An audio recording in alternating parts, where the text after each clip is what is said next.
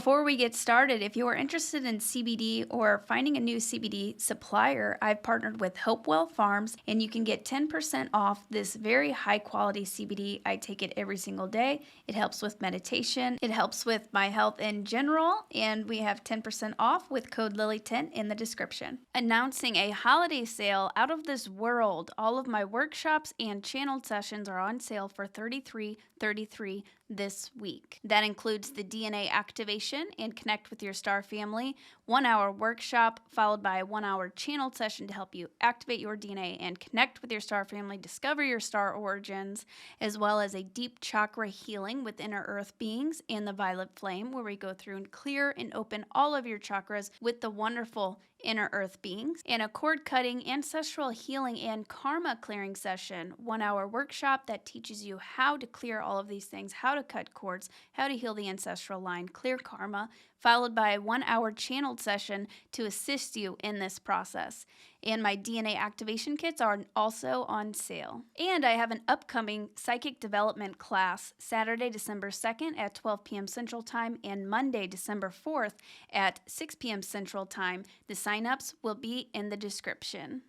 Tonight we welcome the very, very talented MUFON investigator, remote viewer, Val Thor contactee, Margie K. She is local to Missouri and has discovered so many incredible things. She's had contact with so many amazing beings. She's also helped authorities solve many, many missing people cases. Tonight we'll be talking about her research, her experiences, how she's developed her psychic abilities, and her contact with Val Thor. Please welcome Margie K. Hello, everybody. Welcome back to another episode of Starseed Chats. Tonight, my guest is Margie K. And I'm very excited to have you on today, Margie. I first discovered you at the Journey to Truth conference last year. I was amazed by your work, amazed by your story. So a little bit of background. Margie has created UnX Network. She's also a remote viewer. She has just had a lot of really amazing experiences, as well as contact with Val Thor. So we'll be diving into some of your, and you work with MUFON. So you've done so many investigations. You're an author, a speaker. So I'm really excited to dive into all that with you. Thank you for coming on, Margie. Sure thing. Glad to be here. Yeah. So I guess we could start with, I'm fascinated with remote viewing and psychic abilities. I absolutely, like, my awakening started back in 2020. Whenever I didn't know anything about this. UFOs started showing up, and I basically was bombarded with them and turned into a UFO investigator overnight. And then as I went along, you start activating these new gifts and abilities, and it's absolutely mind-boggling and so exciting. And you have so many wonderful, amazing gifts. So how did remote viewing start for you? Like, how did you discover that you could do that? Well, I was a psychic from a very young age. Before I was 3, we knew that something was going on.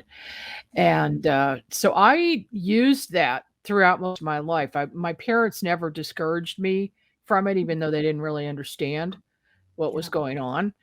But they were very open-minded. And so I didn't have these blocks that a lot of people do when they're young from authority figures.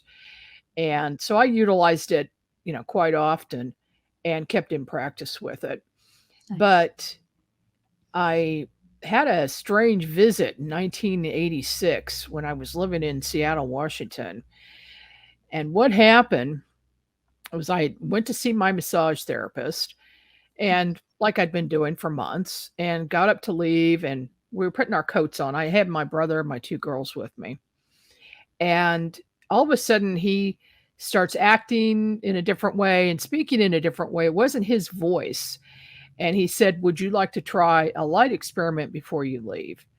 And I instantly knew something was up. And I said, "Yeah, I would like to try that." And so he had a green light and a red light on this bookshelf. And he had me look at the green light and then at the red light, back and forth for a couple of minutes. And then he said, "Now what do you see?" And I looked up, and all I saw was a skeleton standing there. Wow. And I'm trying to process, how is it that I am seeing his skeleton when a voice comes to my right, from my right, and there was a head on the wall, just the head of a man. He had a helmet on, came down to a point in the front, came down across the ears and covered his hair. And he said, "I am Thor, and now you have X-ray vision." He said he was going to be working with me in the future and he would be in touch with me very soon, and then disappeared. Wow. So I am trying to figure out what's happening. I look back at the massage therapist. He's back to normal. I asked my brother and my two girls if they saw or heard anything. They said, no, we didn't see a thing. What are you talking about? Wow. So I didn't know who Thor was at that time. Mm-hmm. I had no, didn't study it. I didn't know anything about it. Went back home. A couple days later, my brother asked me to do a reading for him. So when I do a reading for somebody, I close my eyes and I just look at them. And so I did that, but I kept hearing this voice that said, open your eyes, open your eyes. And like there was something physically pulling my eyelids open. Wow. So I did. And there on the wall is this head again, only this time it's like 2 feet tall. It's just the head. It's the same man. And he said, I am Thor, and you and I are going to be doing some work together. And if you agree to do it, and I will be in touch. And by the way, tomorrow night when you go to your UFO meeting in Seattle, I will show you my ship. And then he's gone. And I'm like, what is going on here? I mean, I had seen UFOs before. I had been interested in it. I would find out later during regression that I've been involved and been taken by ETs since before I was 1 year old. Wow. Yeah, and I've got a memory of some strange things that happened back then, so I know it happened. Mm-hmm. But at that point in time, I didn't have that recall. I didn't know that I was directly involved, and I didn't know that Thor was an ET. I didn't know who he was. Yeah. Well, so we go to the meeting, and we're sitting in the meeting. Halfway through, there's a big picture window at this house, and there are maybe 12, 15 people there. All of a sudden, these lights appear outside the window, and here comes this craft hovering over the street, over the yard across the street. I'd say it was at least 60 feet in diameter, maybe a little bit more. Wow. Silver with multiple lights spinning around. And then it went up, and I said, wow, did you guys see that? Nobody saw it. Of course. It was just for me. He was just proving that he was there and that this was real. So this was a very gradual process, but him triggering this X-ray vision in me, which I think was a simplified version, what he was saying to me, allows me to look through the human body, look at bones, muscles, organs, all of that, even microscopically, and see or pinpoint where there might be problems. Mm-hmm. So I've done thousands of readings for people. And some people have come to me and said, oh, I think I have cancer in my lung. Could you take a look at it? In this one particular case, I didn't see anything. There was nothing there at all. It was just a little congestion. She went to a different doctor, had some other tests run. It was exactly what I said. There was no cancer there.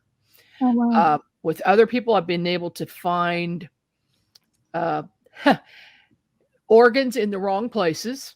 Believe it or not, this is a thing. Reverse organs on the wrong side of the body, like an appendix on the left side instead of on the right side. Wow. Organs that are twisted, diseases in the blood.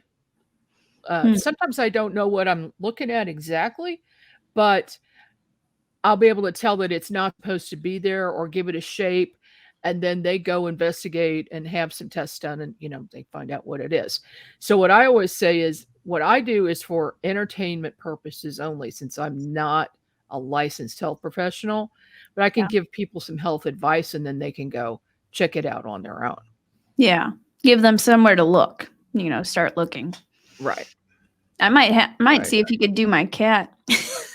Yeah, I was just thinking that you said your cat wasn't doing well. So yeah, I'll do that for you.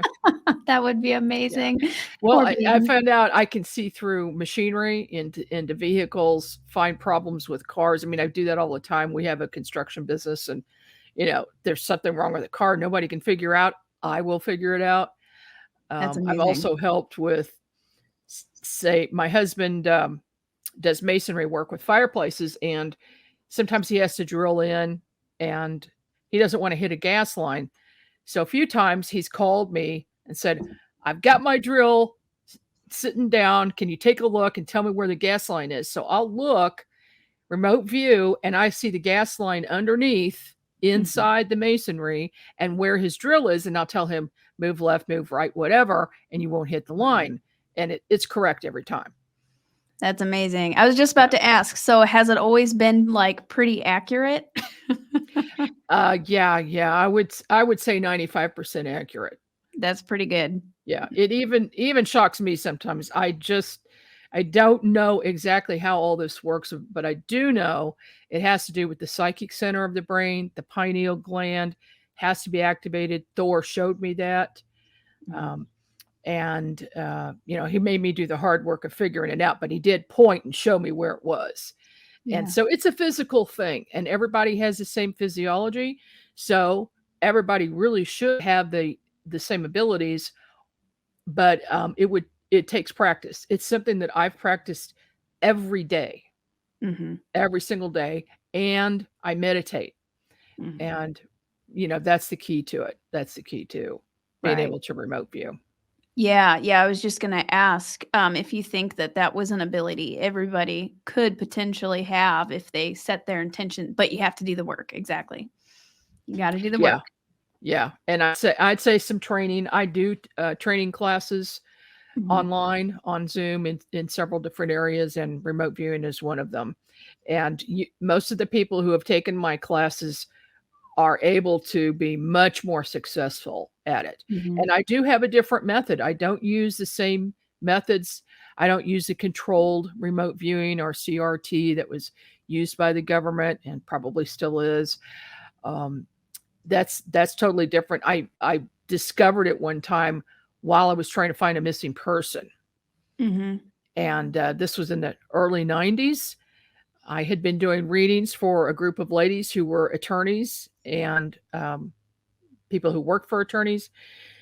And one of them called me up one day and said, my niece didn't come home from school today. Nobody knows where she is. Can you please help me?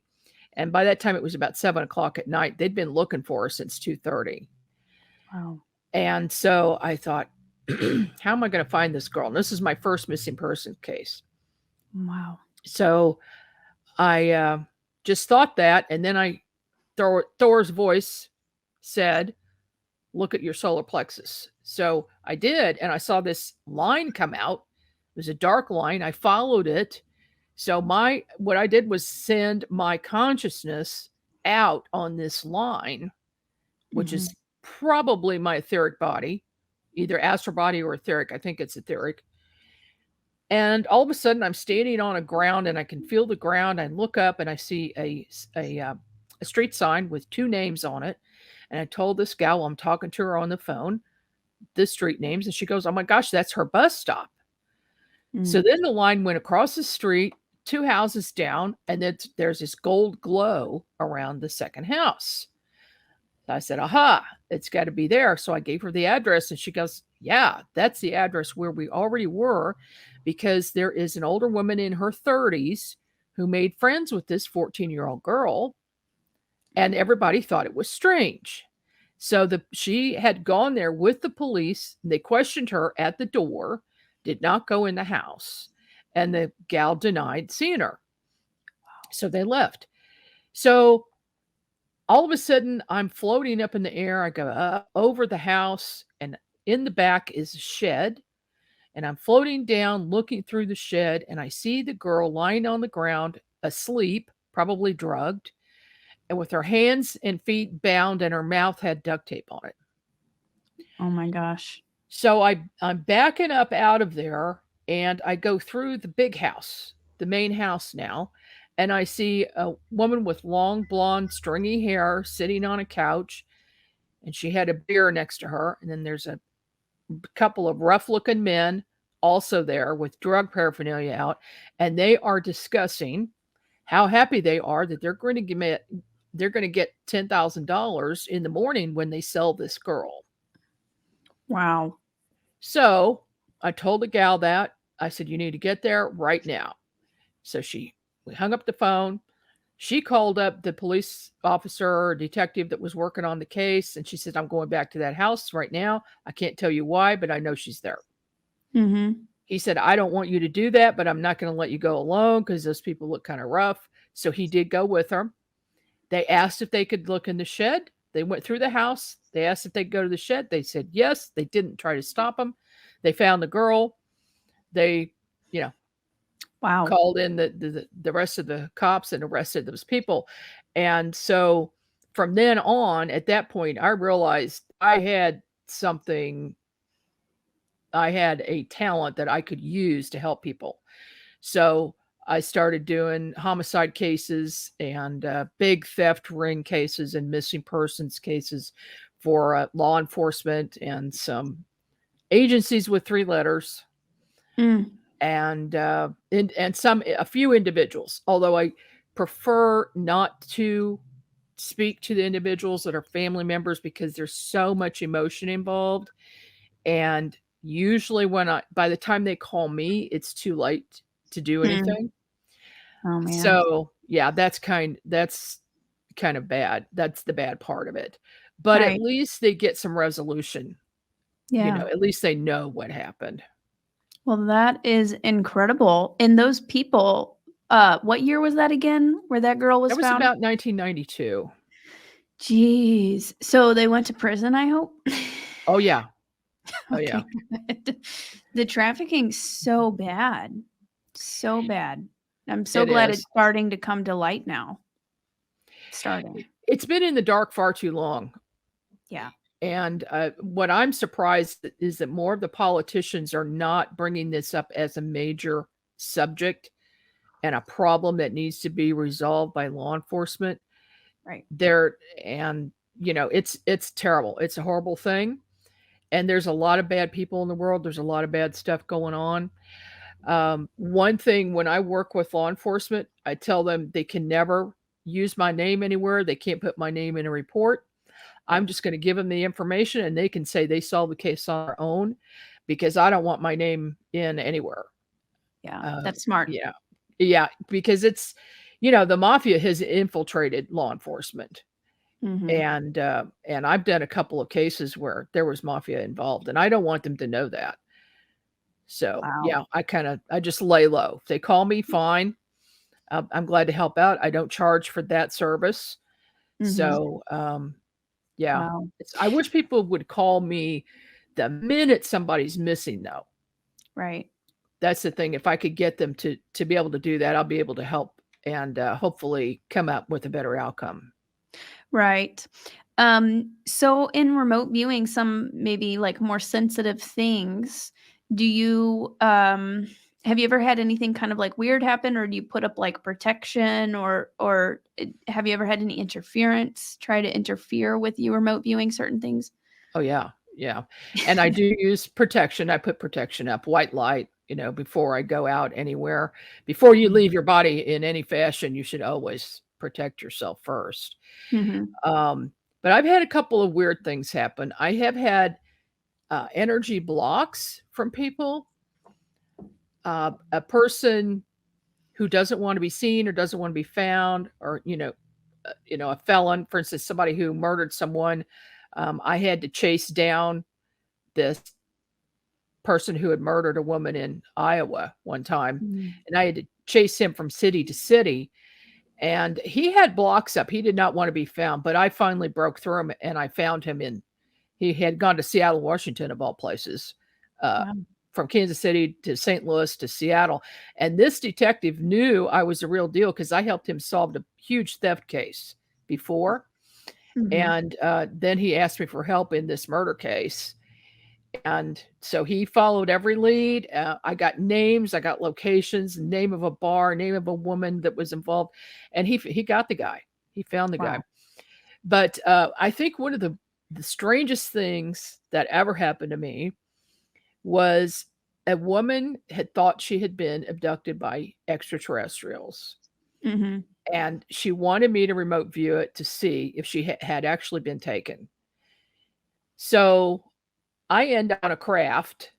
It's all silver. It's got silver colored walls that are curved. And I'm in this room. It's a pretty big room. She's lying on a table, and there are two short gray ETs on the opposite side of the table. And then there's one taller, I think maybe a hybrid, because he looked kind of human too, maybe Huh. about 5 feet tall, with his back to me. And they were all working on this woman. And then when I appeared in the room, this guy that had his back to me immediately turned around, jerked his head around, looked me right in the eyes. Oh, goodness. And so he was checked me out, and then he turned back to do what he was doing. He didn't stop what he was doing, which meant a couple of things to me. I was able to actually travel back in time to a specific location in a body that they can observe. So Wow. he knew I was there, and he did not perceive me to be a threat. So he went about his work. So I got the heck out of there, and I said, now Wow. I know that these ETs can see me, and also anybody that's out spirits that are out and about, anybody in their astral body that's out, we can see each other. Wow. Whereas, when you're in your physical body, you just normally don't do that. Interesting. Yeah, that is wild. So that's why, like, I've had, like I thought about remote viewing the moon once. Have you done that? Oh yeah, Have you? many times. Have you? Several bases on there. Yes. Yeah. Whenever this was like a couple of years ago, and then I was like getting a feeling like, oh, I don't know if that's a good idea. I'm like super new too. And so I just asked, can I remote view it from a different period of time? And I kind of like feel like I got around it that way. And Oh. so I saw it open up, and there was a huge like metal structure, like a light, like a bunch of things inside of it. And I saw a few different ET races on it. I don't know what time period that was from, but so what have you seen on it? Just a bunch of faces? Well, most of the activities on the far side of the Mhm. moon, but there is a base on the very far right side, upper right-hand corner, where they've got solar panels set up, and they catch the sun sometimes. Hmm. Um, so they're in the sunlight catching the sun. But on the dark side in the center, I saw a huge door opening. I mean, gigantic. And it was just a squared off, rectangular door that opens up, and I saw craft going into it. Mm, So it appeared to be hollow on the inside, and there are ETs there, but I also saw humans mm. there as Yeah. well. Interesting. Yeah. Very And what's interesting. really interesting is Mars. Have you taken a look at that?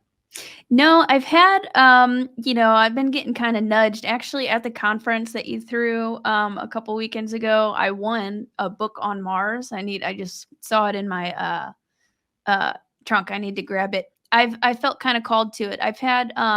I've been contacted by another version of me who's on Mars. I don't know what time period this is, but it was a male.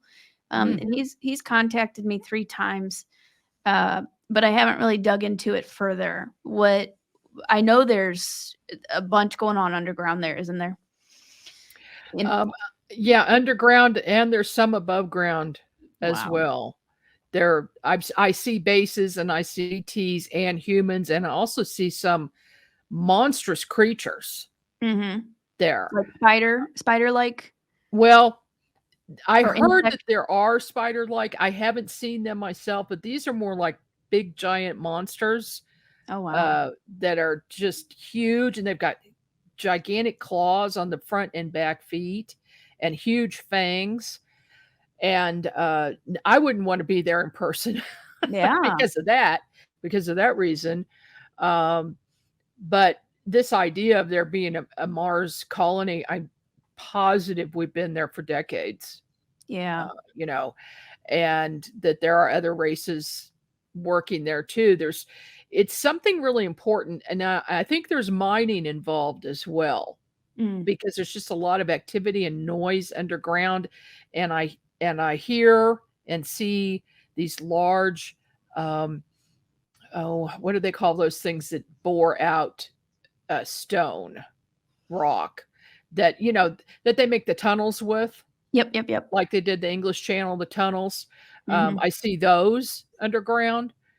So yeah, I'm thinking a lot of these movies that have been made are probably pretty accurate Right. about what's going on there. And I don't think that we've been told the truth about the atmosphere, Mm. about the oxygen level, about the inhabitability of it, because I also see some areas where there are trees and grass Wow.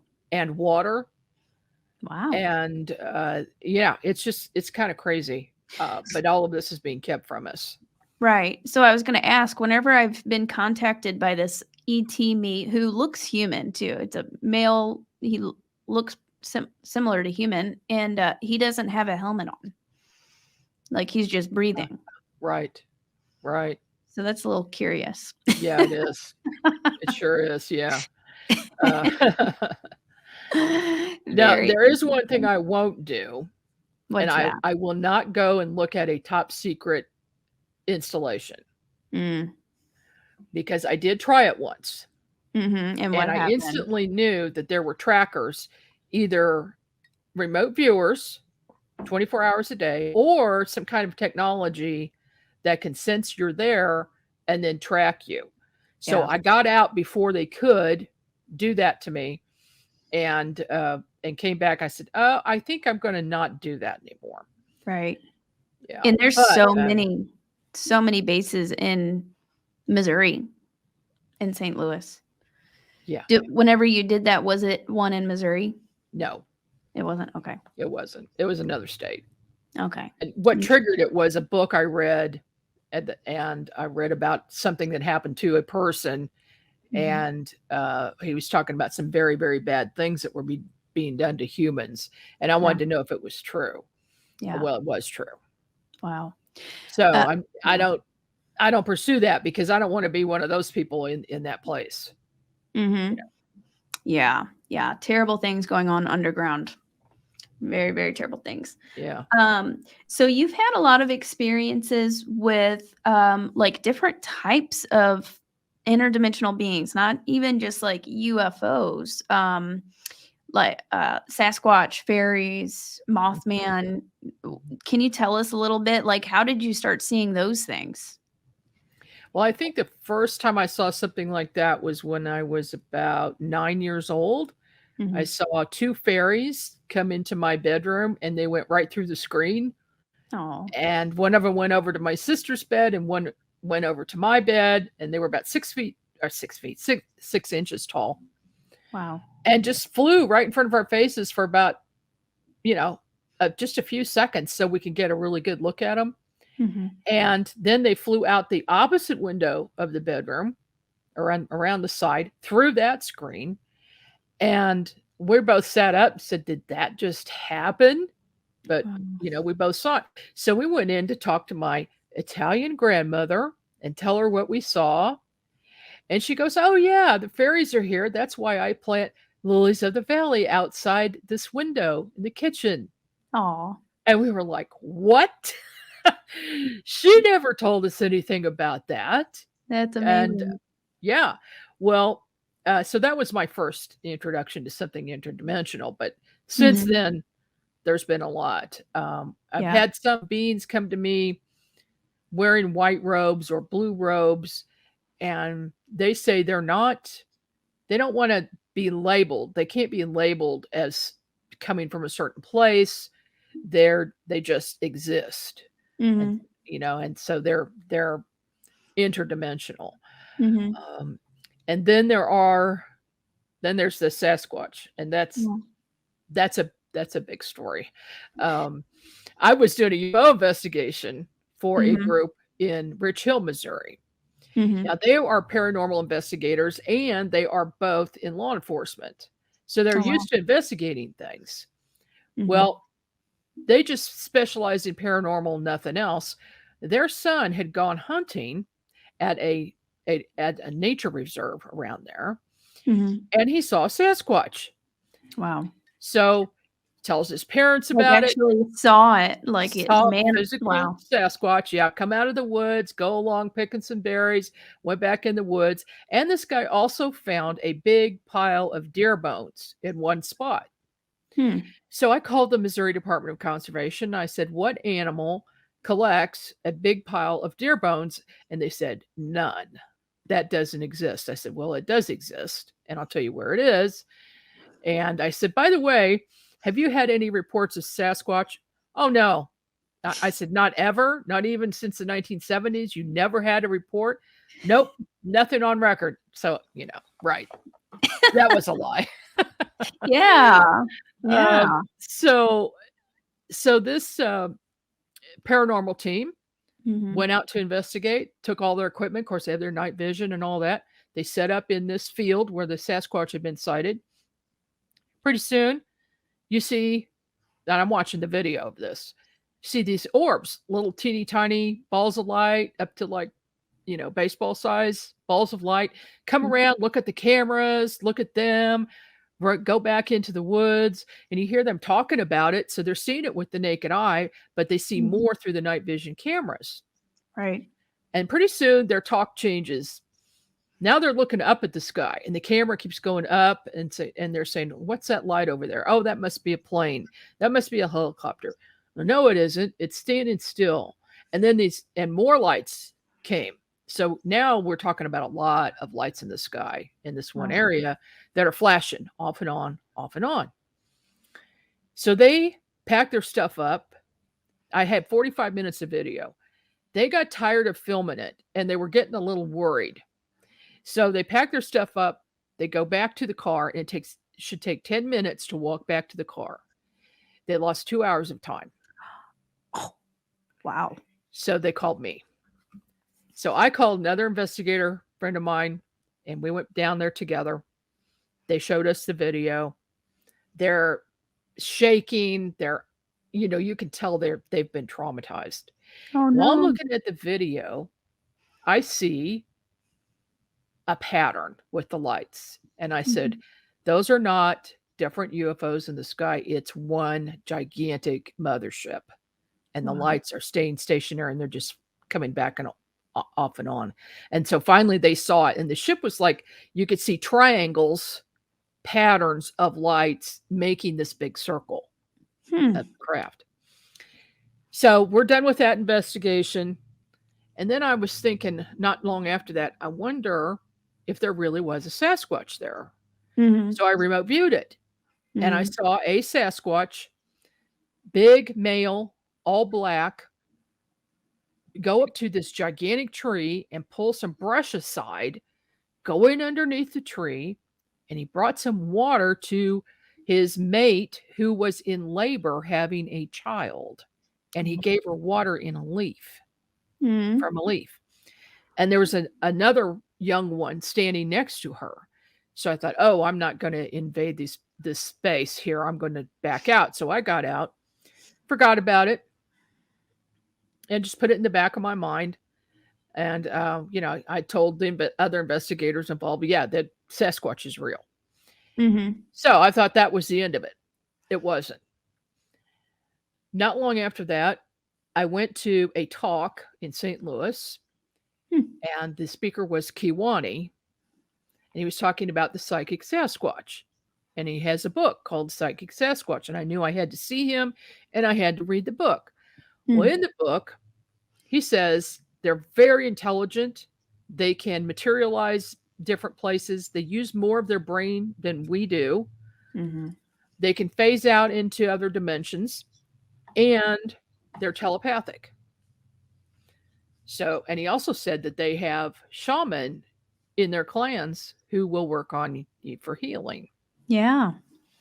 Okay, so after I read that book, I got curious about this male Sasquatch I had seen, and I remote viewed him again, and I said, "Would you talk to me?" And he said, "Yes." And he appeared right in front of me, Wow. and I Instantly, like that. instantly. And I said, "What's your name?" He says, "You can call me Dave." So I'm laughing because all I can think about is that Cheech and Chong movie with, Dave's not here. Well, that's not his real name, but whatever. Yeah. So I developed a relationship with him. He eventually introduced me to the elder of the clan. He came to me at my house in my driveway and Wow. spoke to me. He was checking me out, checking my vibration out. And he said, "Okay, that's okay if I meet the rest of the clan." And I did. And so I got involved with them. They have a shaman, a female shaman, who's also the chief of the clan. Interesting. Uh-huh. And she has been to my house on numerous occasions with her two sons doing healing on me. And she's Hmm. training the sons to be shaman as well, but she does healing work. And I have this relationship with this clan. It's just amazing. Mhm. And but because of them, I've developed a relationship with other Sasquatch and other clans, with one of them being the Journey to Truth conference. Yeah. Okay. And you know that story. Um, Yeah, there was a what clan what there. what happened with that? I got to connect with them too, but what was your experience with them? Oh, well, yeah, I want to hear yours. Um, I knew that there were Sasquatch in that area, but I didn't think much about it. I was just Mm. concentrating on the conference. 4:30 in the morning on the second day, Mhm. I hear this whoop whoop sound right outside my Oh, wow. cabin, and my cabin was at the very end, real Uh-huh. close to the woods. And I sat up straight in bed, wide awake, and I said, "I did not just hear that." Is I didn't think I was thinking, "Is somebody playing a joke on me, or is it really a Sasquatch?" Well, Yeah. then I hear this crack, this wood knock that's huge, this huge sound, like a tree hitting a tree, big Yeah. sound Wow. right behind me. And I said, "Oh, okay. That is They're here. not no, that's not a human doing that. There's no way a human could have done that." And so then, just to solidify things, right behind my head on the cabin, I can hear the palm of a big hand going pound, pound, pound right Wow. behind me. So I'm thinking, okay, they're here for me. Mm. They're getting my attention. Do I go out in the physical body or do I remote view? So I opted for the remote viewing. Yeah. And I ended up outside the back of the cabin, and here is a large male Sasquatch with like golden blonde hair. Interesting. He's and I said, "Who are you?" And he said, "My name is Okondo." Hmm. And he said, "Dave sent me." Aw. I said, "What?" Because yes, he had sent a telepathic message to this clan that I was going to be there, and they were there to say hi and let me know they were there. And so I went up a little higher, maybe up to like 50 feet, and I saw 15 Sasquatch Wow. standing all around a circle around that whole area. They were all males. Hmm. So this was a huge clan because the females and the juveniles were not there. They were Wow. they usually stay in the back and the males will come forward. So I thank them and and now I do have telepathic connection with that clan as well as Mhm. another one in North Missouri. Wow. Man, I need to talk with them some more. So my experience, I was laughing because you said you woke up around 4:30 in the morning. Mhm. My first experience with the Journey to Truth Sasquatch, same thing. They woke me up around that time, dead of night, and I just like shot awake. I think I was hanging out with them in the astral before that, and then Mhm.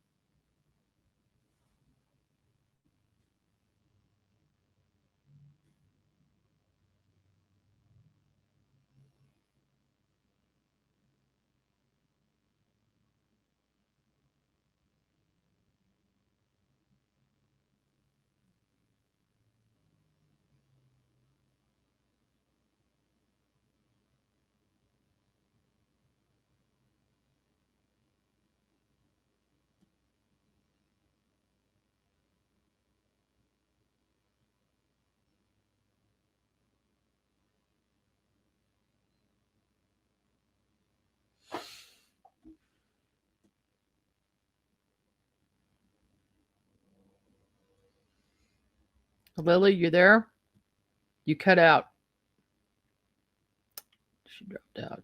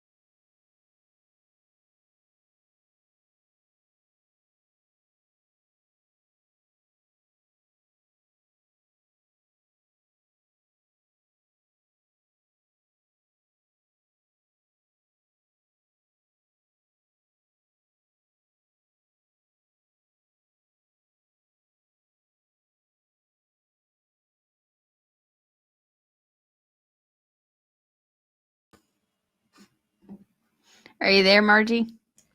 I am. That was weird. It You're was just weird. gone. That has never happened like that before. That was weird. Oh, sorry about that.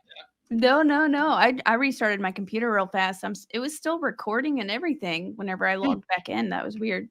But anyways, so at the Journey to Truth conference, they woke me up in the dead of night, or probably around like 3 or 4 or 5 something, and they commented on something. I saw 2 male Sasquatch there, and they commented on something like personal that I don't want to repeat, but like they could see like deeply into me, basically.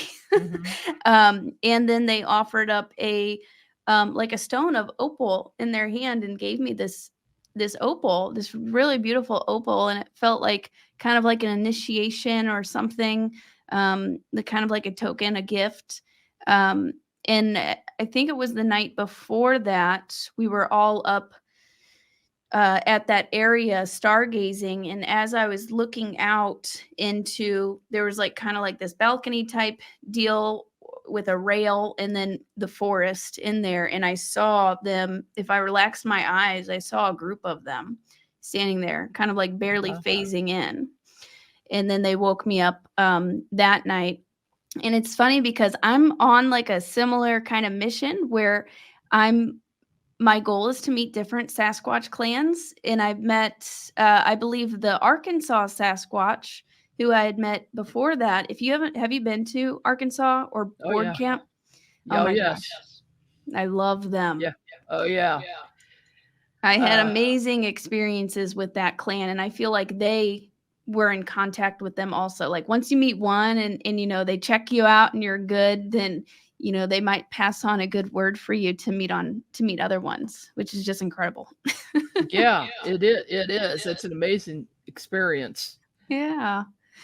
So how would you suggest people contacting? Like what is your protocol for making contact with either Sasquatch or different beings? Kind of can you kind of like walk us through how you do that? It seems like it can be very instant. You just have to kind of like hone in your abilities. Yeah, you have to be in an altered state of consciousness. Mhm. So that area between being asleep and awake is an altered state. Mm-hmm. Doing meditation is an altered state. And for some people, it takes some training and some time to learn how to get there. Mm-hmm. But I've been doing it so long that I can be there instantly.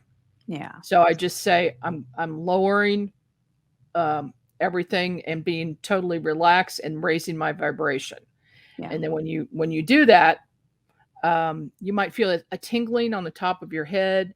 You might Mhm. feel your third eye open. You might feel a tingling there. Hmm. And that's the point where you can have communication on a Mhm. telepathic level. And Nice. that's where most communication happens, actually, is Mhm. telepathy. Mhm. And whatever their language is, whatever the other languages will come to you as English. And then whatever you're thinking will get to them in whatever their language is. Right. Because it's more of like a frequency or a It is. vibration. Exactly. Yes. Yeah. Yeah, it's a frequency. And once you reach a certain frequency level, Mm-hmm. that's when all the magic stuff happens. Right. So people with blinders on, or people who want to be completely scientific and have proof in their hands and be able to measure it with instruments. Well, we're actually getting to that point now where we can do some of that, but they're not going to have those experiences because Mm-hmm. they're at a lower vibration. They're sticking down here with the mundane and the material. Mm-hmm. And unless you open your mind and raise your consciousness level, you won't have those experiences. But when you do, once you've reached it, you know how to get back there. Yeah. It's just training to get that first time to get over the hump so that you know what that feels like in order to have that communication. And then them materializing and showing themselves is the least frequent thing that happens, but it does happen. Yeah. And Yeah. it's so interesting. Yeah, I was going to ask about that. So, how I see them a lot, like, kind of my major gift is through vision. And I worked on that like every single day. I was training with my star family after I started seeing the UFOs. And then I realized, I started seeing the beings and they started telling me, you're a star seed, and started telling me all of these things. Mm-hmm. I trained basically every single day for at least 6 months, probably a year. I was actually unemployed for a year, and I would meditate every single day, training my third eye.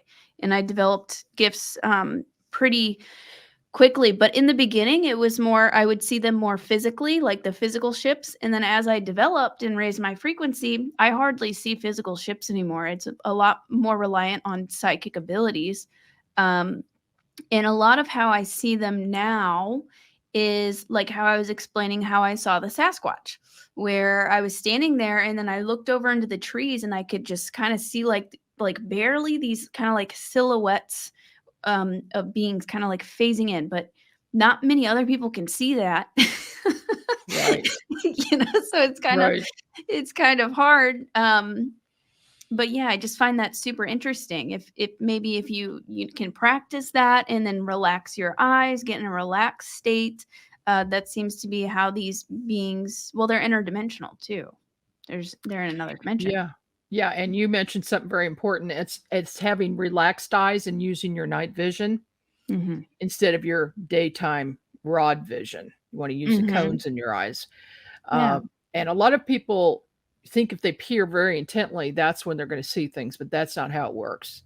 Right. You have to relax your eye muscles and use your night vision. Mm-hmm. And I think that's also why more people see things at night, Mm-hmm. because they've adjusted their eyes and they're using their night vision. So they'll see UFOs, they'll see ETs standing there, Sasquatch, fairies, things like that, when they're in that state of mind. So it's just during the day, you can't see those things too. It's just training your eyes to be able to do that. Right. Yeah. Yeah. It's not like whenever you're just looking at somebody, you're like focusing. Is hopefully the internet connection's okay. It's kind of Yeah, you were frozen again. okay. Yeah, I was just kind of like replaying how I would do it, and instead of like focusing like that, like I'm looking directly at you, you just Mhm. don't really look at anything. and Right. relax. A Yeah. lot of people see things out of the corner of their eyes too, so I imagine that's probably why, because 'cause they're not actually looking that direction. The peripheral vision, that usually happens first to people. Mm. They'll notice shadows and things moving, and then they look in that direction, they don't see anything, but that doesn't mean it's not there. Mhm. It's that part of the vision of your eyes that's catching it. Yeah. So how would you say these, like, entities and beings are around us at all times, or what are your thoughts on that? They're either very close to us all the time or they're stepping back a ways, but then when you want their attention, they'll come forward. Mhm. But it seems to me, for instance, there's extremely high, fast moving craft around us. And I've determined, I've been able to see that since I was a kid. Mhm. I can slow time down so that I can see the craft better. Wow. But there are always, always thousands of craft flying around our skies all the time, day and night. Wow. So they're there all the time. They're moving interdimensionally. They actually fly through the earth too. Mm. Uh, they had, solid objects don't seem to be in their way, and they Wow. also never crash into each other. Um, there have been some mistakes made where Mm. they've actually crashed into planes Oh, goodness. or crashed into the ground or something like that, and that's when they're phasing into our third dimension. And when they phase down into third dimension, they're a dense physical object. Mhm. And then when they're going from place to place, they phase out of that and they're in a higher dimension and they move faster.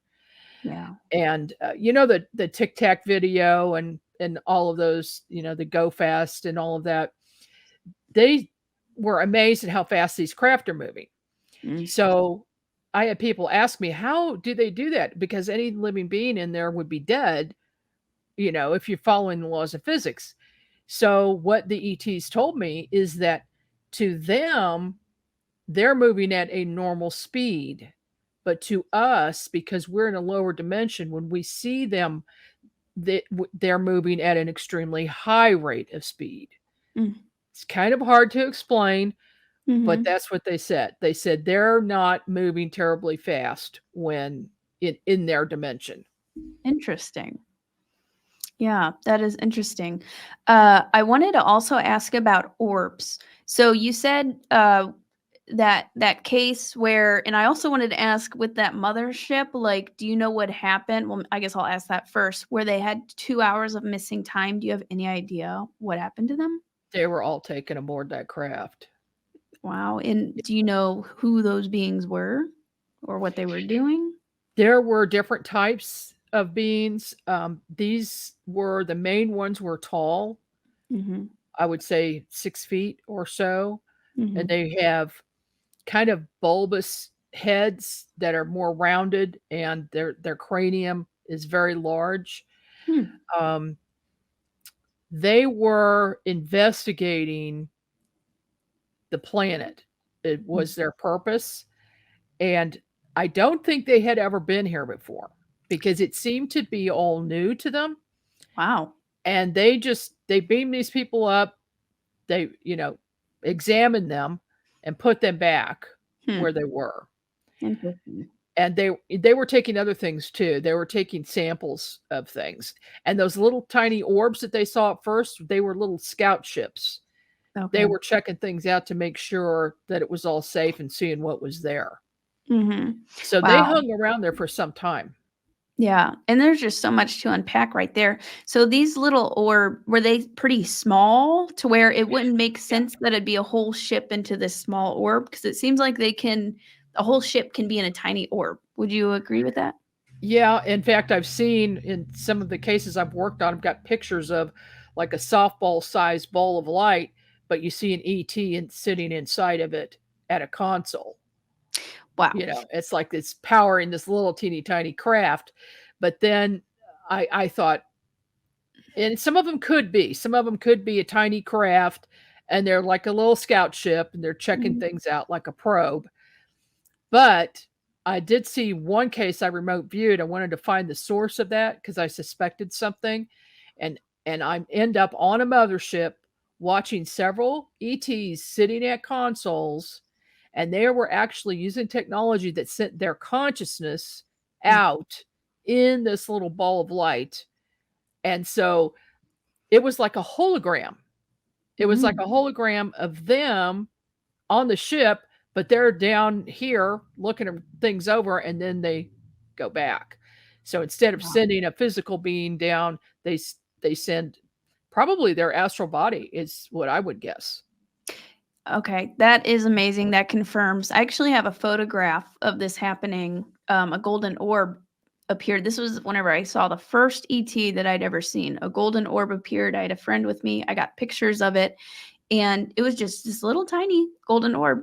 And it sent me a telepathic image of a woman with light blue skin and no hair. And she was laying on this like table with her eyes closed. And then she had crewmates behind her, and they were all wearing silver uniforms. And thought that she was projecting her consciousness through this golden orb, this little Hmm. golden orb. I'll have to send you a picture of it and show you. Oh, awesome. Yeah. I'd like to see that. Yeah. It's amazing what, like, it's just amazing what can be done. There's- Oh, it is. And we have a lot to learn as humans. That's for sure. yeah, exactly. So one more question on that case. Why do you think so much? So there was a Sasquatch, there were orbs. Do you think there was a portal there, or why do you think there was so much going on in that Oh, area? yeah, there was definitely a portal there. Hmm. And it seems to be, and this is a remote area, it's a conservation area. There's not many people going through, but there's a lot of wildlife in there. Hmm. Um, and they've got, swampland and streams and everything. There's all kinds of food, deer, all kinds of that. But And it's where was related. that? And Where was it again? Sorry, what it's state? it's in a conservation area in Missouri, Okay, near Missouri. Rich Hill, Okay. Missouri. And it's right on off of Highway 49, which we have dubbed the paranormal highway in Missouri, Oh. because we've got Kansas City, Rich Hill, where a lot of Sasquatch sightings have been seen, not just that one, but a lot. Mhm. Crop circles in that area.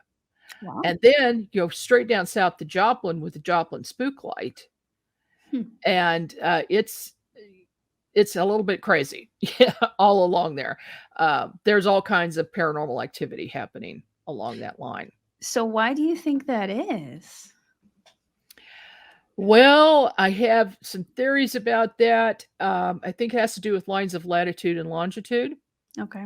because whenever you have, um, I've kind of mapped this stuff out, a line of latitude that intersects with the line of longitude, that is a hot spot. And I think it creates a portal Okay. there. And one of those portals is right there at Rich Hill at 38 degrees latitude. Hmm. And then the Joplin Spook Light is at 37 degrees. And then Kansas City, major UFO paranormal hotspot, and Mothman sightings, cryptid sightings, is Wow. at 39 degrees. Mm-hmm. So yeah, Interesting. I think there's something to that, and I think ley lines also have a great deal to do with it. Right. And before this, I was taking a peek at your interview on Journey to Truth, and did Val Thor mention to you that humans were doing something? Maybe it had to do with like nuclear that was also kind of like bleeding the dimensions together or opening up things where other Yeah. dimensional creatures can get through.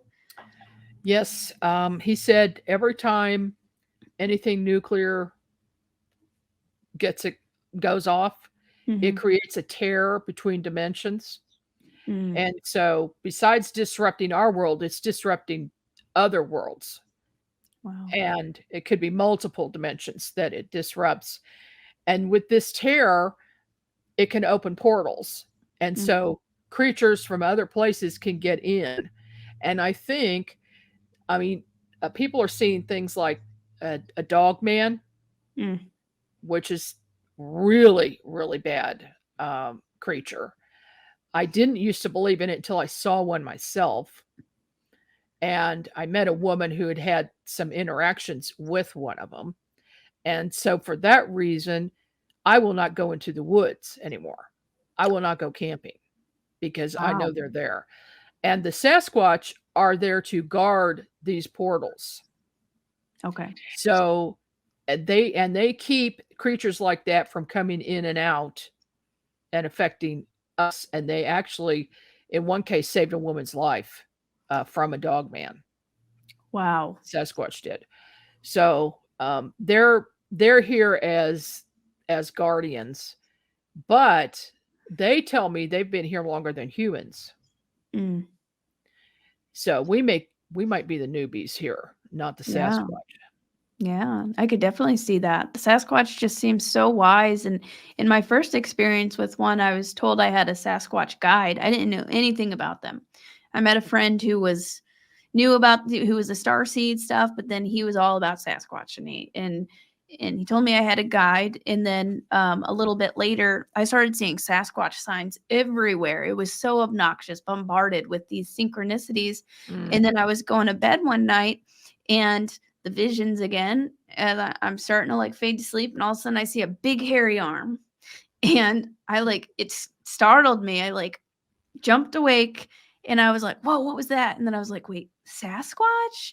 And then I close my eyes again, and I tune in, and then I see the Sasquatch, the front, and then he gets a ball of golden light, and then he starts doing energy work on me, and I was like, "Oh my gosh!"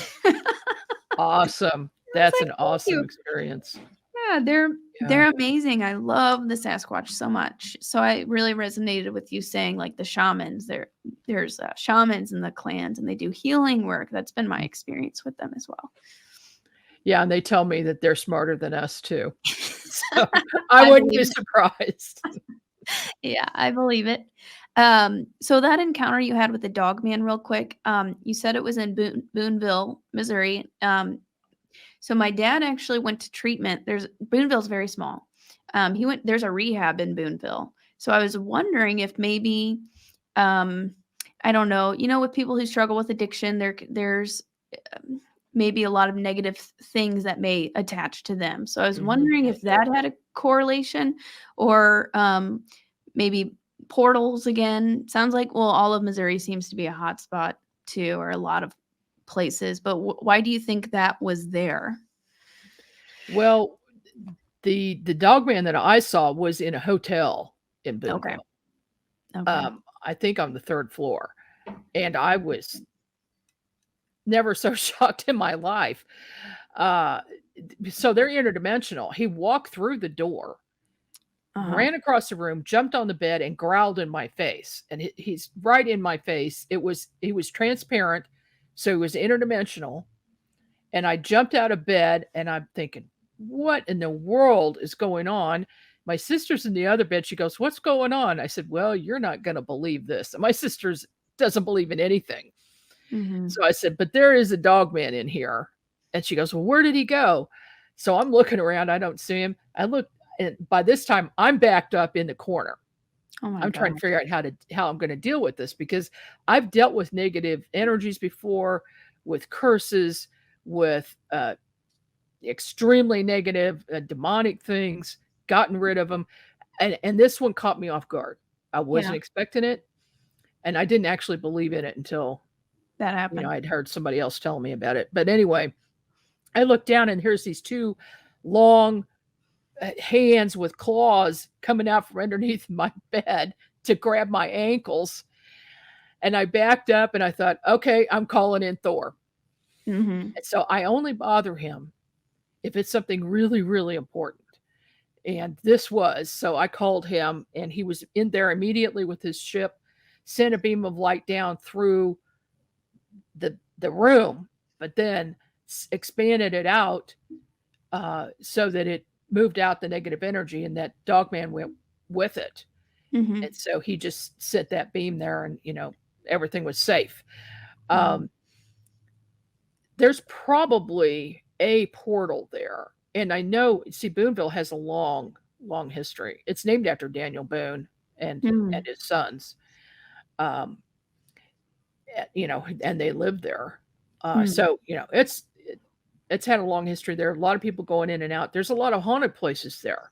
Mm-hmm. There's like 3 big major places that are very haunted.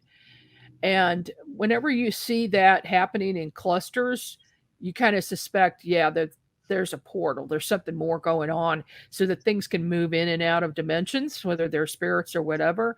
And I Yeah. think that that's the reason that that dog man was able to get through. Wow. Fascinating. And you've written so many, sounds like a lot of books on like these hauntings and your investigations and all of that. So if anybody's interested, I would recommend that. You did one on Piedmont, Missouri too, which my mom goes there uh, with her friend. They go camping there and all that. Oh, And you said there's a lake there. And whenever I went, I didn't know that there was a lake there. I thought we're just going camping. And we took the boat out, and then I meditated for a minute to see what was going on. I was like, "What? Why is this area such a hot spot?" And then I saw a view from like down at the bottom of the lake, looking up, something under the water. And then at the conference, I asked you about it. And what did you say was under the lake? oh, there's a giant cave under the lake that they recently found that Uh you huh. could certainly hide any number of UFOs in. So if they Interesting. wanted to use that as a base, which I think they are, Yeah. because people see lights going in and out and see lights under the water all the time. Wow. Crazy. Yeah. Yeah. I look at lakes differently now. Yeah, well, I sure do because I so many reports of UFOs around lakes, and in Missouri, Lake Jacomo, Blue Springs Lake, and Lake of the Ozarks are the big ones where we have Hmm. most of the reports. Wow. But what better place to hide? Right. You want to Exactly. hide a craft, go underwater. Right, exactly. Well, I guess going ahead and wrapping it up, thank you so much for coming on. I want to ask you like so many more questions, but I guess we can stop here. Maybe we can have you on for a part two to talk about Val Thor a little bit more. Do you have any things that you would like to share with us and kind of what you're working on right now and where people can find you? Sure. I write books, and I publish my own books and others under NX Media. Mhm. So we're always looking for authors who write things about paranormal subjects, consciousness, contact, metaphysical, things like that. Wow. And I am taking a few fiction books, but it's mostly nonfiction. Okay. And then I do training. So remote viewing training, dowsing training, chakra balancing. I'm doing a musicians as healers workshop Hmm. coming up in all of this in 2024. And all that's on my website at margiek.com. And Hmm. then, of course, the NX Network, which, I had to do because Val Thor told me to. And we've got 30 shows on the network now. And Wow. they're all perfect for the network. They're all talking about alternative and paranormal and consciousness. And Mhm. I think everybody that's in this field now, or anybody that gets into the field and has been in it for a while, studying anything paranormal, realizes that consciousness is the key aspect to all of this, to the experiences. Yeah. And so that's what I'm working on, and don't have any plans on stopping. Yeah, that's amazing. I'm glad Val Thor has been a guide to you too. That's so incredible. And in the Journey to Truth uh, interview, you mentioned how he guides you and he helps train you so that you can help humanity. And I think that's just so beautiful. And I wanted to add real quick, with some of these different extraterrestrials and beings and things, they don't always have just one contact. Not just one person can talk to a being. Um, so just keeping that in mind, like you can connect with these various beings, and that's part of what they're here to do, is, or at least some of them, to help humanity and help teach us and guide us and help raise the frequency. So I just wanted to add that, Yeah. and I think that's awesome. Yeah, you're 100% correct on that. Yeah, beautiful. Well, thank you so much for coming on, Margie. Everybody, like this video, leave a comment, go check out Margie. I'll have all of her information in the video description. And I hope you guys enjoy the rest of your night. Bye. Thank you, Lily. Thanks. Thank you for tuning in, and do not forget we have a holiday sale running this week only. And I also have a psychic development class coming up December 2nd at 12 p.m. Central Time and December 4th. Sign-ups for all of these will be in the video description. I'll see you later, Star Brothers and Sisters.